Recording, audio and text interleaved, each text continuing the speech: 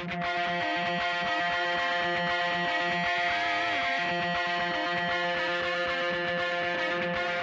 listening to the Roofing Success Podcast, a show created to inspire roofing contractors to achieve optimal success in their roofing businesses. I'm the host, Jim Moline, the co-author of the book, Internet Marketing for Roofing Contractors, How to Triple Your Sales and Turn Your Roofing Website into an Online Lead Generation Machine. I'm also the co-founder of Roofer Marketers, the digital marketing agency for the roofing industry. On each episode, I'll be sitting down with industry leaders to talk about their processes, the lessons they've learned, and how to find success in roofing.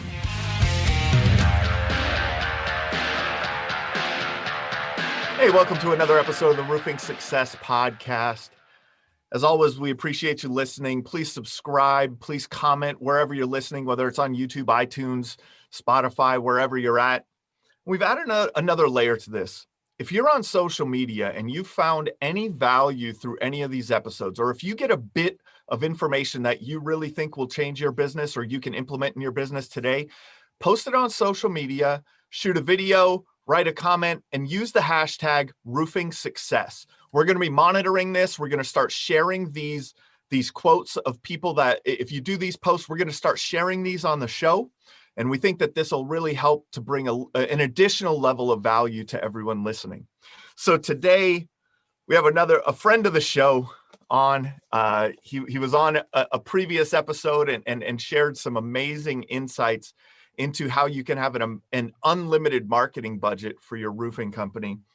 And I saw that he published a new book, and it's time to have him on and talk about that. Construction Millionaire Secrets. Dominic Rubino with the Profit Tool Belt. He's a business coach to the construction contracting industry, and one of the great minds here. He also has a podcast, The Cabinet Maker Profit System. Dom, welcome back, man. So happy to have you on. Yeah, thanks, Jim. I'm glad to be with you again. So the new book, you put some you've been putting some work in during the quarantine. During the quarantine, have to keep ourselves busy, right? Yeah. So yeah. How'd the new book come about? You know, I've been doing this for 20 years, as you mentioned, and I have a friend who has a list going of Domisms, things Dom says, and just so you know, most of those did not make the book because they are buddies talking over beers. But I thought it was time to put these all down together because in my work with construction contractors, I keep having the same conversations. You know, we're behind closed doors or we're in a coffee shop. In the days you could sit in a coffee shop. And all of the owners talking to me would drop to a whisper and say, Dom, here's the issue. And they would all say the same 4 or 5 things, but all of them felt like they were the only one going through it. And I thought, well, listen, let's level the playing field here because there's a lot of, you know what, out there that first you have to go to school to be successful. You know, you have to have a degree, maybe even have to be a ticketed carpenter, electrician, whatever, or you don't have the time to do it. And all those things just aren't true. There are so many people who can make it without those things. And so I wanted to put it in a book, and that's what I did. Awesome, man. Well, I got to go through the book and read through everything. And I, you know, I've heard a lot of these things from you in the past, some of these Domisms. And, but first, who would you say this book is for? It's a good question because I've been asked that a number of different times in different ways. And you know what? It has nothing to do with the tools in your hand. So I can't say it's for roofers. It's for HVAC people. It's actually for the head on your shoulders. Because this kind of mindset, and Jim, it's the same people who I would imagine listen to your show for the insights, that really very brilliant and smart hashtag idea you guys have come up with there. Those are the kinds of thought leadership things that we have to put out there, right? And so certain kinds of people are drawn to certain kinds of thought and they hang out with certain kinds of other people. That's who the book is for. Business owners in the construction trades who want more. Nice. So let's just jump into it. Going through some of the chapters, we'll start chapter 1, page 21, the Who Am I secret. I thought this was really impactful. A lot of people don't think about this. Can you explain the Who Am I secret to our audience? So the Who Am I secret is, and there's a workbook, there's a worksheet in there for people to work through this on their own. There's a worksheet. That's right. Yeah, which is important because I can't, unless I know who I am, I can't serve anybody else. There's a saying I learned when I was working out in the prairies, which is, Dom, if you stand for nothing, you'll fall for anything. Yeah. And my buddies who are ranchers say it with the cool drawl. I don't do the drawl very well, but if I don't understand who I am very clearly, I'm going to go after the wrong type of client. And so in the context of roofing, am I really good at steep angle or am I really good at flat roof? Yep. Am I good at maintenance work? Am I good at new installs? Am I only doing stadiums or am I doing apartment buildings? I have to know who I am. And then once I've chosen that, I can completely dominate that market. But if I try to be everything to everybody, for sure, it's too diluted. And that's the thing. It's understanding your skill set is very important in running a business. A lot of times we talk to contractors all the time, roofing contractors all the time in our agency. And it's like, people want to do everything. Yeah. Well, I'll do roofing and painting and siding and gutters, and I'll do bathroom remodels, kitchen remodels. I'll do commercial, residential. I'll do whatever comes my way. Right. And without knowing who you are, or without putting some thought into that, that's where you get that's where it gets muddled, right? Yeah. You're running your business by accident, not on purpose. And so if you want to run it on purpose, Jim, you have to say, and it can be painful. It's a massive choice to make, to say, we only do steep or high access roofing. Imagine, you know that I have two podcasts, right? One's called Profit Tool Belt for all construction trades. The other one is called Cabinet Maker Profit System. How detailed is that? Yeah. And by the way, the domain name Left-Handed Vegan Cabinet Maker Profit System is fully available if anybody wants it. I just can't get that detailed, but I had to choose to talk to that market. And now to those people, that's the message, right? And the same with you here, roofer marketers. It's for roofers who want to understand marketing. We all have to choose. We have to choose, or we're just going to wander right. aimlessly. That's right. And the next most important thing that I pulled out of the book, and that I think to talk about, and you have some worksheets in here for this too, is that, what is my why? Yeah. Why are you doing it? Can I talk about the worksheets first, Jim? Yeah, for sure. So I've been a business coach for a long time, and I've run my own companies too. So I'm not some guy who read a couple of books and decided to. Do you know who enforces the fact that you're a business coach or not? Who? The kid at Staples who prints your business cards. That's it. So you have to have some cojones to get into this business, and then you have to earn your right to succeed. I've been doing it for 20 years. And so the reason I come up with worksheets for people is because I've been training entrepreneurs, and being an entrepreneur myself, I understand what it takes. You've got to put pen to paper. You got to get your own thoughts onto paper to make them come true. So that's the worksheet for people there. You have to understand that. Yeah, for sure. And I'm looking at one right now under the who am I, and it's, the first thing is list 3 things you've done that make you proud. What could be some examples of that for roofing contractors? If perhaps this is going to sound interesting, but let me draw a line. If somebody says, what makes me proud is when we do work on a church, just as an example, and that's because it fits their values, that maybe they do mission work. Or maybe that was a church that meant something to them. I'm not going down a religious path here, but what makes me proud is maybe having a crew of 5 people where I put gifts I helped put gifts under that Christmas tree this year because I'm running a company that did right? So what makes you proud? Does it make you proud to have the best crew? Does it make you proud to have the nicest looking vehicles and equipment? Does it make you proud to work in the best area for the best clients? Or are you always driving to crappy areas dealing with lousy clients who are in the neighborhoods that stuff is getting stolen out of your truck? What makes you proud? Yeah. And that can make you proud too. Like, hey, I lost some tools, but we really helped Mrs. Jones, right? Like that's a big thing. The next thing is list 3 things other people do that make you disappointed. Yeah. Right? Something to think about there for sure. So, and based on those 2 is that develops that who am I? Right. And you have more in here. Your strongest skills as a tradesperson, your strongest skills as a business person, The kinds of things you see in other contractors that frustrate or disappoint you, right? And do you know why that one's important, Jim? Because other people, your perfect client, sees that as well. Definitely. Yeah.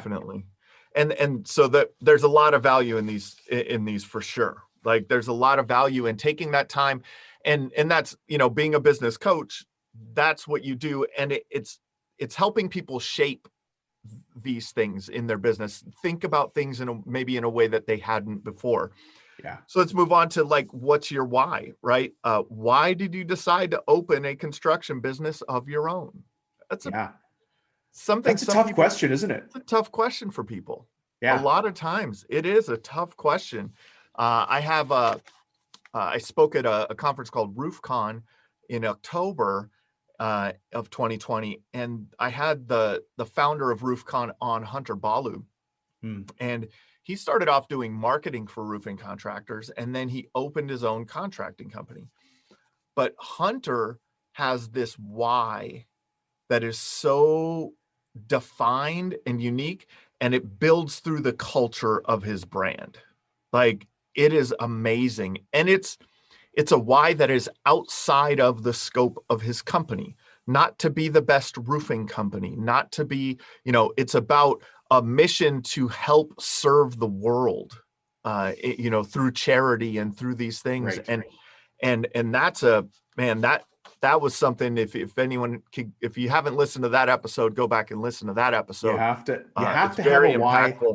Yeah. You have to have a why that's big. And Jim, I don't mind sharing mine with you. Yeah, since sure. You just shared Hunter's. I write this every day in my affirmations. I mean, it's probably no surprise that as a business coach, first that I have my own business coach. I have somebody else, an ex-pro baseball player who rips off my head, chews down my neck and stares into my soul. He's a real softie. But I write my affirmations daily. And the first thing I write is, I am here to change the world. I just believe it. I don't know how I'm going to do it, but if I change the world for one person and they change the world for somebody else, then, my old goal used to be, I want to fill the church when I'm dead. I don't know if that's possible now, but on my day of passing, I want to make sure that church is packed. And that's how I live every day. What's your why? Why are you doing what you're doing? Is it to take care of your kids, your family, to prove somebody wrong, to prove somebody right? What's your thing? And that it's really important because it changes things. It changes the purpose of what you do in your daily activities, right? It really, whenever you start to procrastinate, if you define your why in a very specific way, I think that you really can have a good self-reflection when you start to procrastinate on things. Yeah. Right. You can hold yourself to a higher level of accountability, to a much higher level of accountability. Yeah.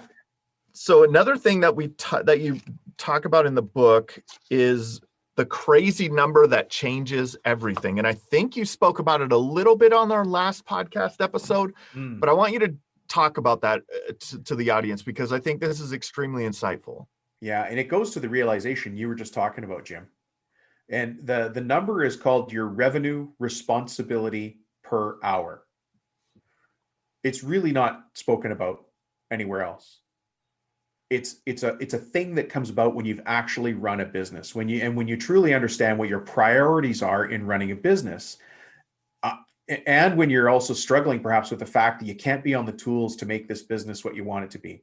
Understanding the tools is great, but at some point you've got to understand that your people are your tools. And the revenue responsibility per hour is a very simple calculation. Let's assume, and this is where the assumptions come in. So folks, you're going to have to do your own math here. But if you work 40 hours a week, 5 days a week, and I can hear the laughing already because none of us do that, right? Yeah. But that equals approximately 2,000 hours a year. And for the simple math, it's 2,000 hours a year. Well, that's your per hour calculation. So if you do $1 million a year and you divide that by 2,000 hours, then what's your revenue responsibility? $500, right? What that means is that if you listen to Jim's show or Dom's show, it has to be worth $501 to be worth your time. Or you have at least my authority to hang up, and move on to another show that will give you that value. It means that somebody who's wasting time on the shop floor or on the job site, who's, we've all had these employees, they show up late, they're kind of a cancer to the rest of the crew. You're always dealing with the shrapnel of things they've said or things they've done. Well, for every hour they take from you, they're costing you $500 per hour. That's only step one, Jim, because nobody listens to you or me to stay at $500 an hour. They want more. So now you have to act like you're $501 an hour and think like that and find new clients like that. So your responsibility as an owner is not that you bill your own personal time out at $500, but you have to be adding value to the company at the $500 level all the time. All the time. I think that's a great mental a mindset to have. If you don't understand your revenue responsibility per hour, then you could be spending a lot of time on things that are not producing. And then then you wonder why you're not hitting those revenue goals. Well, that is one, direct reflection on why that's not happening for you. Let's get into the foundations a little bit. Talk about the two-finger MBA. The two-finger MBA. Yeah, I had a real. Your fingers are better than mine. I don't know if anybody's watching the video, but my fingers are almost the same height. So Jim's are better. So look at Jim's. Yeah. The two-finger MBA. I have greater profitability in my fingers. Well, I had to do it like this but the two-finger MBA, folks, for those of you who aren't watching the video, is you take your index finger and your bad driver finger and you hold them up next to each other. And everybody knows what the bad driver finger is, right? So one of those should be shorter and one of those should be taller. So here's the two-finger MBA. The bigger finger is keep your sales high and keep your expenses low. You don't need an MBA, folks. If that were true, if an MBA was the secret to success and profitability and being a millionaire, having everything in your life laid out in front of you, then teachers would be driving Teslas and, professors would be driving Porsches. And that's not the case. Keep it simple. Business is about simplicity. When I hire you as a roofer, I'm hiring your ability to project manage it and do it properly, on time, on budget. Forget about the time that we talk about, forget about the money, because every job's different. But I trust in you to have the systems to do that. And your systems have to be simple, like the two-finger MBA. Keep your sales high, keep your expenses low. And so any actionable tips for people to keep their expenses low? Yeah, it goes back to revenue responsibility per hour. One of the responsibilities of an owner is to track the key numbers in the business. And, you'll have trouble doing that if you're on the tools all day, or it just means your days are going to be longer. And you don't have to track all the numbers in your business. You just have to track the key important ones, the ones that indicate, it's like looking at a dashboard on your car. You've got a gas gauge, you've got the temperature, oil pressure, and all those things. What are the most important ones? What's your sales? What's your lead flow? So if you're listening to Jim's show, you probably care about marketing. So how many leads are you getting in? What's your conversion rate on those leads, which is conversion rates like batting average, right? What's your average dollar sale? How many jobs you doing? What's your man hours per job? What's your productivity? Those kinds of things. But you have to pay attention to those. And that leads into kind of the next thing that I wanted to talk about, and that's the 3 formula secret. Yeah. Right. So the customer formula, the revenue formula, and the profit formula. So these are those formulas. These are your batting averages here, right? Yep. This, leads times conversion rate equals customers. That's your customer formula. Go ahead, explain that a little bit more. Well, that formula changed my life. I'm not talking lightly either. I mean, that before I became a business coach, I was playing at running a business. I'd had 2 different painting companies. Actually, one of my first businesses ever was installing Christmas lights on people's houses. And I live in the Pacific Northwest. So for those of you who want to giggle, that means my tools were an aluminum ladder, a staple gun, and extension cords in the rain. It's amazing that I'm still here. It's crazy that I'm still on this earth. But I was working hard. I can't say harder than anyone else because everybody listening to this show is working just as hard as I was then, but I was not getting ahead. And I had to go and find out this formula of success. And the crazy thing about it is that formula isn't a secret. That's in every accounting textbook you've ever seen. Yep. Leads times conversion rate equals customers. So far, the people listening have said, Dom, you haven't changed the world at all. Okay, well, hold on a second. Customers times the average dollar sale like how much we charge people, and how many times we charge them gives me my revenue. The formula that I talk about in the book gives the business owner the perspective to know which levers to pull, which ones to push, which ones to ignore, which ones to only feather, just lightly tap on, so you can make the business do what you want it to do. But you got to know those numbers, going back to the revenue responsibility per hour, and managing your numbers and having the ideal client, everything that we talked about so far. Definitely. And that what you said there was that allows you to tell them where to move the needle. Yeah. Right. You use a little different language or different analogy, but if you see your customers times average sale size, times average number of transactions per year is your revenue. Now we know where to focus if one of those numbers is off, right? We talk about, we call it key performance indicators. That's right. Key performance indicators, where and being able to see, those are the gauges in front of you, being able to see which ones, hey, your oil is low, right? Like, hey, let's change this a little bit. We gotta up this or pay more attention to a specific aspect of it or not. And then the profit formula: revenue minus cost of goods sold equals gross profit, minus operating expenses equals net profit.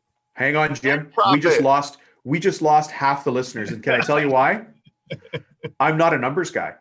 I know that I can dance the tango inside that formula, and I am not a numbers guy at all.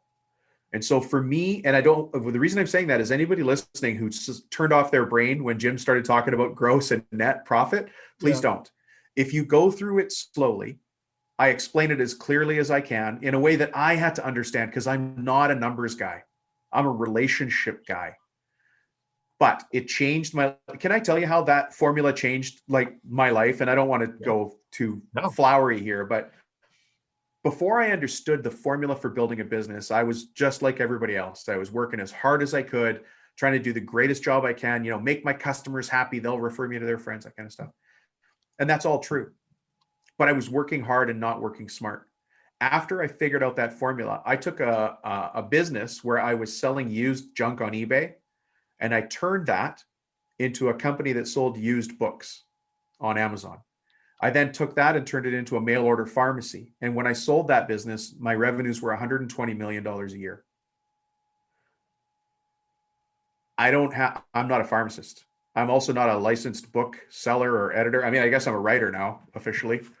But do you understand what I mean? I'm just a businessman, but I understand the formula, and I understand with discipline what to ignore and what to focus on with laser precision, and just beat the heck out of one number or one system in the company until it does what we need it to do. And then I'll move to the next one. But you got to do one first, and you have to ignore the other one second. Mm-hmm. And so when I understood that, I was able to really change the way I approached business, really change it. Yeah, it's a big thing when you're paying attention to these numbers and within that formula, because the goal of any business is the net profit. Cash in your jeans. But there's a lot of other parts to the formula that contribute to that net profit, right? And where if you're not paying attention to it, boy, it could get off the rails quickly. Yeah. Right? How much cash are you taking home, and how many things are? Have you ever heard of the analogy of the ostrich egg? No. Okay, so you're a business owner and you found this beautiful ostrich egg, and your job is to take that ostrich egg from one place to another. You're going to walk it. But as you're walking, all alongside you are people with these big sticks. And as you walk past everybody and everything, the banker, your staff, the insurance company, your landlord, all these, your suppliers, they all get to take a whack at this egg. And you're trying to keep this precious egg whole, but everybody gets to take a whack at it. And by the time you get to the end of that line, if that egg is still intact, you get to keep it. If it's broken, you get to keep what's still in your hands. And so our job is to keep that precious ostrich egg intact. And if we know when to deke, when to duck, and when to duke, I guess we'll get through that line, right? Definitely. Let's move on to what you talk about in chapter 4, and that's the team. You have two kind of, I don't know how to consider it, sub chapters or two things here. Hire them right and train them right. Right. Yeah. But then you also add lead them right and create and use simple systems. And that's your four secrets for team building. Let's start with hire them right. What are your secrets to hiring right? This is either going to surprise people or they're all going to nod their heads. But I believe building a team comes down to attitude. I'd rather have people with the greatest attitude and less technical skills. I can train you technical skills. That's why they go in a book. What I can't train you on is what you should have learned at your kitchen table as a kid. And the attitude you show up with at work is the quality of the experience and the product that we're going to deliver to the client. So the house, Mrs. Smith's house in that poor part of town you talked about, I still have to do that job with pride. When I get up and I stretch my back and I look at the house we just did and we start to clean up the job site, I still have to be just as proud of that as if I did a hospital, a torch on roof at a hospital. Yeah. But my team is who made it happen. So if I've got people with a bad attitude, it'll never work. And so I have to start hiring people right before I run the ad. I have to understand who the perfect person is on my team. I have to write an ad that appeals to that person, or, if they walk up to me on the job site, a couple quick questions that I'm going to ask them to see if they're the right person. Can I give you one really simple example? Yeah, please. So in the case where somebody walks up, they see your roofing crew on a job site, they say, who's the boss? They talk to me. I don't know them from Adam. I don't, they say they have tools and they've worked everywhere. They're going to tell you they're the greatest thing to roofing that ever existed, right? This might sound like it doesn't make sense, but I'll say this. Jim, thanks for showing up. I need about 20 minutes to think about this. Can you call me back at 11:20 to talk about this? The guy's going to say yes or no. Doesn't matter. I want to know if he calls me back at 11:20. If he calls me back at 11:25, what does that tell me? If he calls me back at 11:20, what does it tell me? If he doesn't call me back at all, what does it tell me? It's a little test. And I want to make those little tests out there because, we're going to talk hopefully about trust breadcrumbs. Yeah. I need those too. I need to trust you. Show me you're the right guy for my crew. That's what we do a lot of that in our hiring process. We will, even just in the job description, if you want to reply to our job post, we have a question. And it's a simple question, but it whether they answer that or not is whether I'm even going to consider looking at your resume. I skip everything. If you don't answer that question, you didn't pay enough attention to my job description.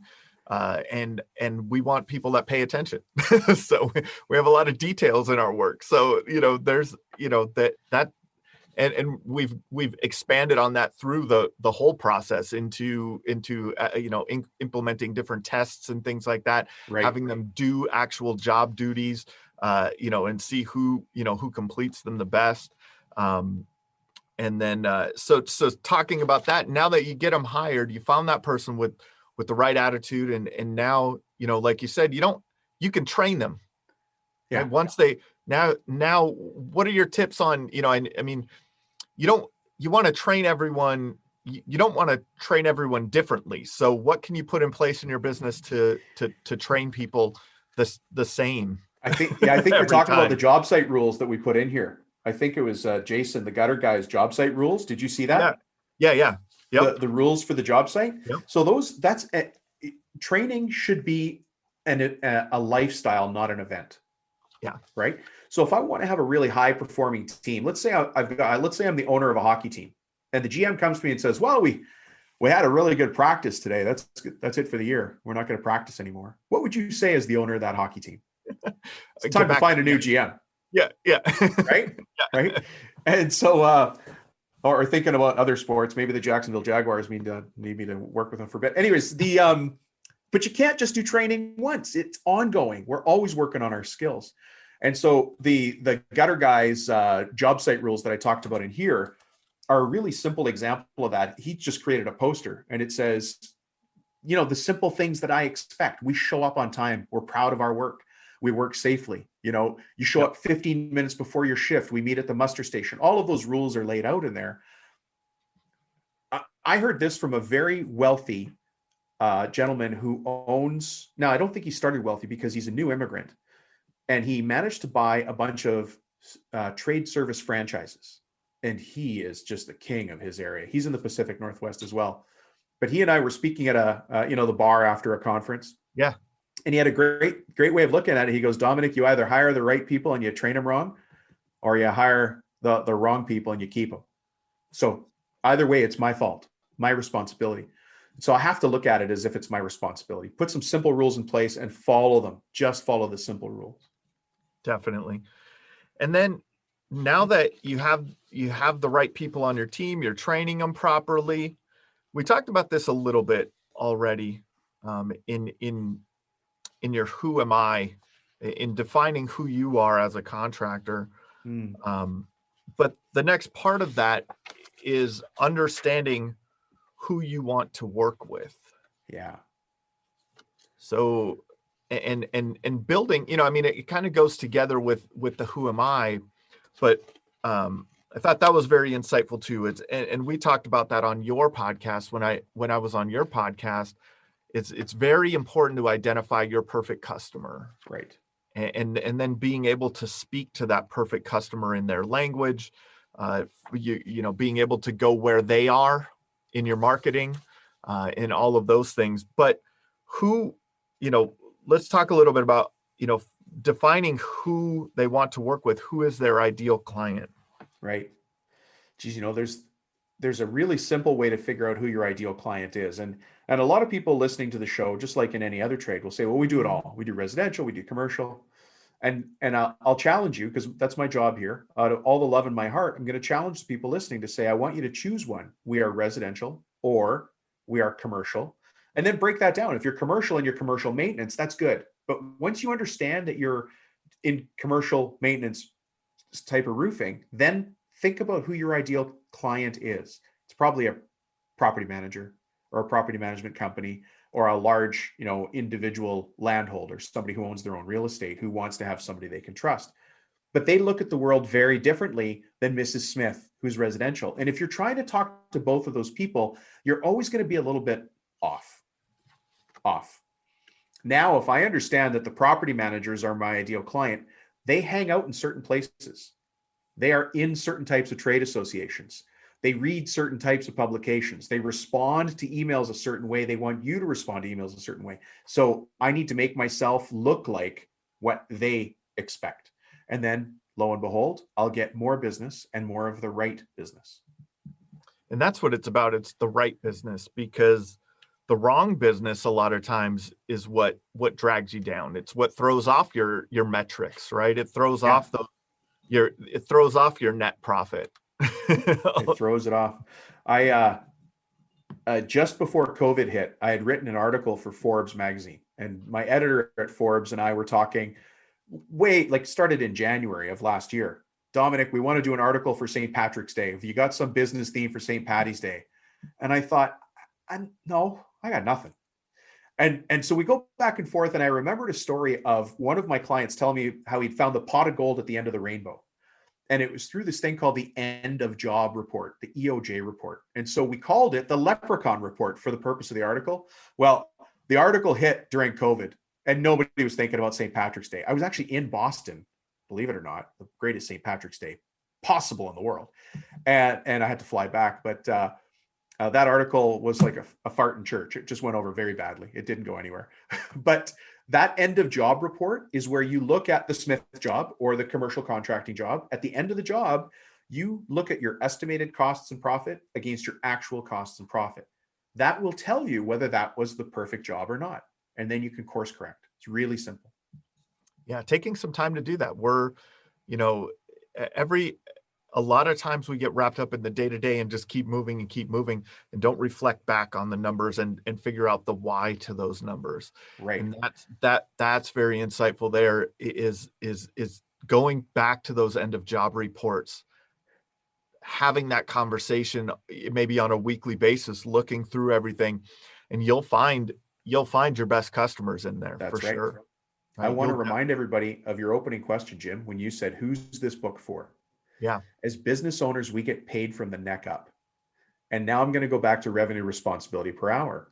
I can add the most value to the company when I'm steering the ship properly. And I get my chart, my navigation by looking at the end of job report. Yeah. It'll tell me where to steer the ship. It's not guessing anymore, right? So see how all these things link together? That's the secrets that I talk about in the book. You have to understand all these little points of reference, and then suddenly just all the fog, using a lot of nautical references here, Jim.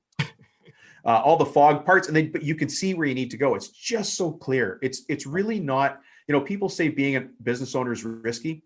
It's really not. I mean, there are risks to take, but they're calculated risks where we understand the pros and the cons. Especially if you know where to look, where the cons are, right? And that's what a lot of the stuff that you've laid out in this book I thought was so great, because it's very simple, right? And that's we overcomplicate things a lot, right? We overcomplicate everything in business. I mean, you can overcomplicate your marketing, you can overcomplicate your sales process, you can overcomplicate your production process, your operations, your accounting. Everything can be very overcomplicated, but if you just stick to simple formulas, key performance indicators, and be able to measure that and turn the dials, right? Make the specific tweaks as you need going along. Right. That's an important part. One of the other things that really stuck with me a lot, because it's what we do in our business, and we're big into the kind of putting our clients in an omnipresent fashion in front of their clients, in front of their ideal clients.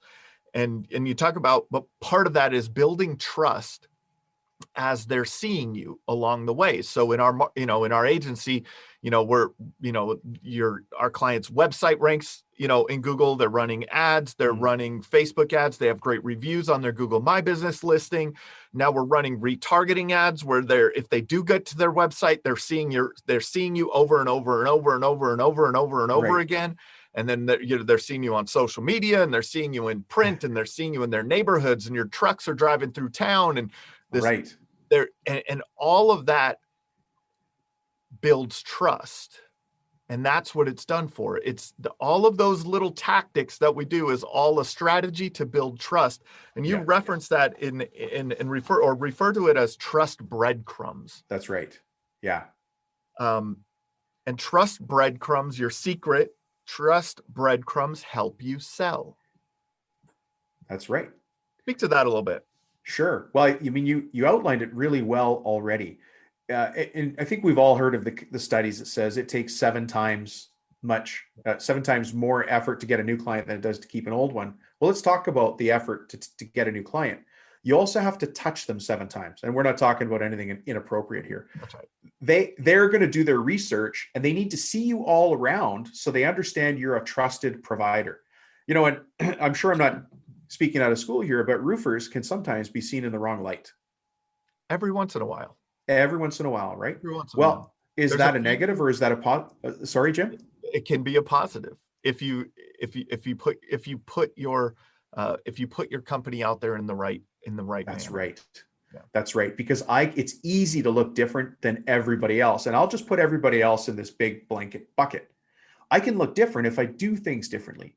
If you see me locally, if my trucks I don't care if they're nice or if they're new, but if they're clean, and if my brand is consistent, and if my guy, very simple, are my guys all wearing the same color t-shirt on the job site? Are we doing door hangers, simple printed door hangers? Jim, you and I know what those are, but just that little, think of a very long postcard that hangs on the doorknobs of homes. When I'm doing a neighborhood, do people see me around the neighborhood? Do they know that I own that neighborhood? And those are the things that give people trust, because when they get a new person giving them a quote, they're always going to say, you know what? Aline Roofing is all over the place. Maybe we should talk to them too. Aline Roofing does solar. I don't think we need solar, but those guys sure know what they're talking about. Aline Roofing does, hail repair. Those guys sure know what they're talking about. And so everybody now gets measured against you. And your job then is just to go in there and put the final touches on the trust and help that customer make the right decision. Because dealing with you, you can guarantee they're going to get the right service. I can't guarantee that my competitors will give you that. Yeah. And with that trust, I was speaking with another agency owner, and we like to think of it in a way, you could turn your salespeople into order takers and not salespeople. And do you want that? Is that Right? is that a goal? It's a much more efficient way of selling. when people have heard of you, they trust you, they've made their buying decision prior to calling you. That's right. Or at least a large part of it. When your salespeople have to go out there and not screw it up versus that's where we're going. Buy from you. Exactly. Right? All they have to do is get out of their own way. This sale is going to happen. And I think we all know this intuitive. If you're listening to this show, you know this, that I would rather get an inbound lead than to generate an outbound lead. Somebody who's called us and said, hey, I have X, Y, or Z problem. Can you help? Well, they're already pre-qualified. Now my job is just to guide them through our process. And having a simple internal process like how high angle roofs are installed in Minneapolis, having that as a document, that's another trust element. And when you send that to that person, they're like, you know what? We were right to call Aline Roofing. They knew that we had a high access roof. They knew that here's the PDF that says so. Let's talk to them. Let's do the deal. I just have to get out of the way of the sale happening instead of having to prove my existence all the time. And you have a great worksheet in the book also here in helping your customers it's the exercise is called help your customers buy from you. Right. Help them buy from you. What are the 3 most common and tough questions you get about money or budget? Write out the best answers. Write the 3 most common and tough questions you get about why someone even needs what you want or do or make. Right. Yeah. So a lot of times we don't take the time to write these things down. We may know them intuitively, but when you're training the next person in your company, how do you express that? Yeah. There's a lot of times there's great owners of roofing companies that it keeps falling back on them because they know these things. Just know. Yeah. Right. They know can't get their head on paper, but they can't. They haven't developed a way to express that in their training to the next person. And I think a lot of this stuff is really great. And then for team building and keeping the mission and vision focused with your team members, also having them understand your perfect customer is an important thing too. Even if it's just your office admin, and she's at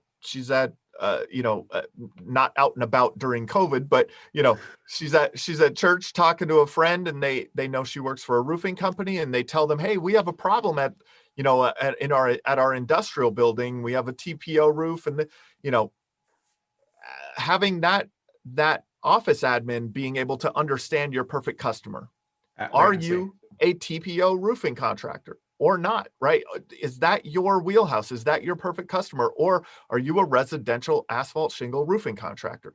Yeah. Being able to express that throughout your organization is gonna help them have better conversations with potential customers, and also build that trust. So I think these are great worksheets that you have in this book. Yeah. Can I talk about the worksheets for a second, Jim? Yeah, sure. The reason I did the worksheets is because I know I'm not going to be able to talk to everybody that I want to influence. And remember what I said, I'm here to change the world.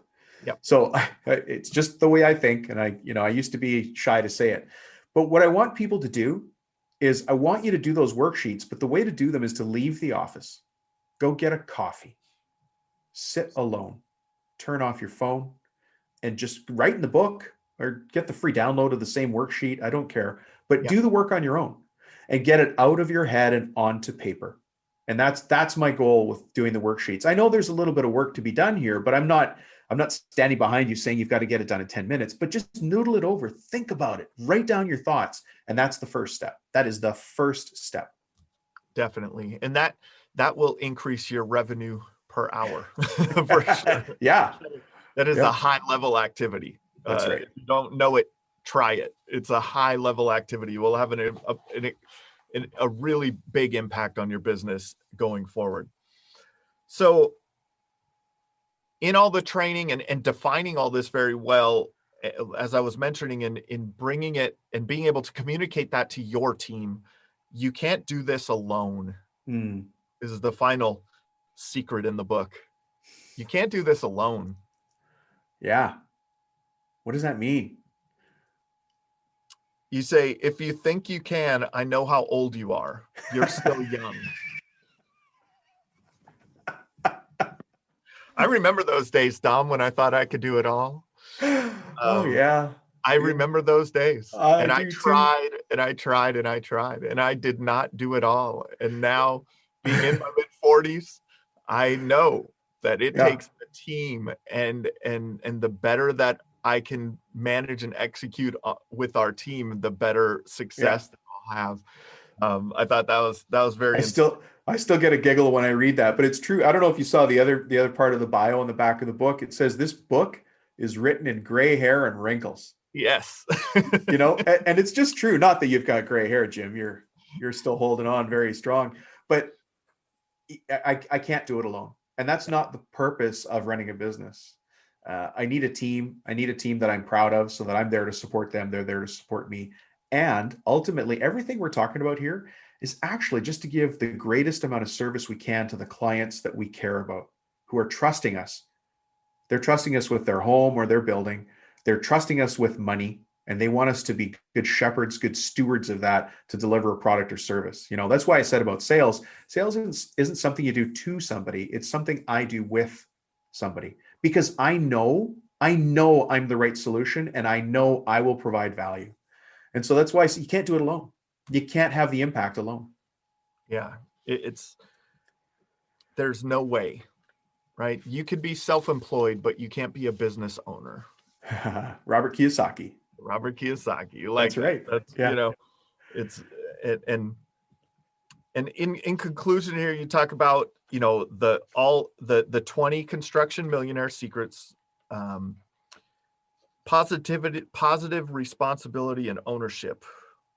Yeah. Can I talk about that for a second? Yeah, please. When we talked about attitude earlier, we have to make a choice as to what kind of people we want on our team. And then myself as a leader, I have to make a decision and a choice as to who I'm going to be as a leader. And so I'll draw you a picture in your mind of two different types of people. The first person is a person who takes responsibility. They're proactive or they're positive. And they take ownership for the things they do. That's person one. Person number two places blame. They make excuses. They're negative. They're in denial. So you've got person one, person two. If you could make your team up of any one of those types of people, what would you want them to be? The people who are taking ownership and taking responsibility, or the people who are placing blame and being negative all the time? If you choose the people who are negative all the time, your life, you are just in for a world of hurt. You are pushing a lead ball up a hill all the rest of your life. It's just not going to get better. And so the decision has to start with me and with you and with everybody listening. I have to be positive. I have to take ownership. I have to take responsibility for the things I do or don't do. And then I have to find people who agree with that viewpoint and hire them on my team. That's awesome. Dom, how can people find you, get a hold of you, purchase the book? Well, Jim, using your omnipresence position in the market, you're going to laugh when you hear this, but if you can't find me, you ain't trying. That's right. So the book is called Construction Millionaire Secrets, and you can get it just by going to that.com. But you can also find me through the podcast called Profit Tool Belt, and that's for all construction trades. And then very few of your listeners would listen to the other one for cabinetry. And then my name, Dominic Rubino. Hit me on LinkedIn, and we can make friends there. But I'm here to help however I can, especially friends of Jim's. I'll do everything I can. Awesome. Thanks for being on today, Dom. If you found value in this, post it on social media with the hashtag roofing success. We want to share these stories of people that are elevating their businesses through what they're hearing on these shows.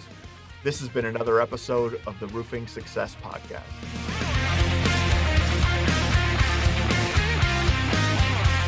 If you would like to generate more sales through your digital marketing efforts, please visit roofermarketers.com and get a copy of the book, Internet Marketing for Roofing Contractors, How to Triple Your Sales and Turn Your Roofing Website into an Online Lead Generation Machine. Also, check the training section of the website for guides on everything from running effective pay-per-click ads to how to properly set up your Google My Business listing. This has been another episode of the Roofing Success Podcast. Thanks for listening.